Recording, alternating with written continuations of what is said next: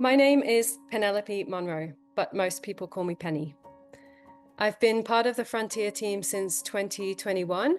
I started part-time and became full-time about this time last year. I've got two roles in the team.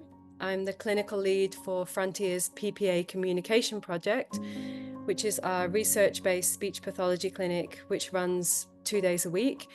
And my other role is working with the close other people, so the family members, the carers, or the friends of the individuals who participate in the Frontier Research Programme.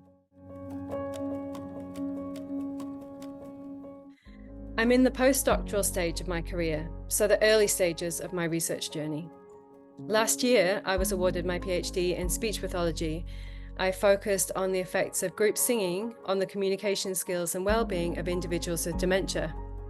Kind of tricky during the COVID lockdowns, but I learned some really important things along the way, particularly about how important it is for us to feel connected to ourselves and others, and to have a sense of purpose and belonging and access to meaningful activities and interactions, despite any difficulties we may have due to a diagnosis like dementia. I'm now working to find ways to transfer what I learned during my PhD into clinical speech pathology settings and education.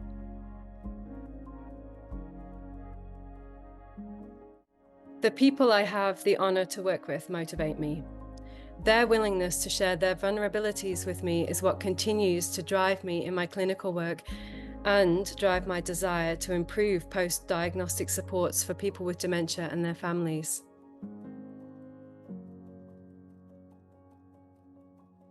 My current focus is running the pilot phase of the PPA Communication Project research project, in which we're exploring a stepped model of service. So essentially a service model that shifts to accommodate different needs across the disease spectrum. Longer term, I'd like to work together with my colleagues to see how we can use what we learn in this stage of the project to create meaningful and widespread change in speech pathology services for individuals with dementia.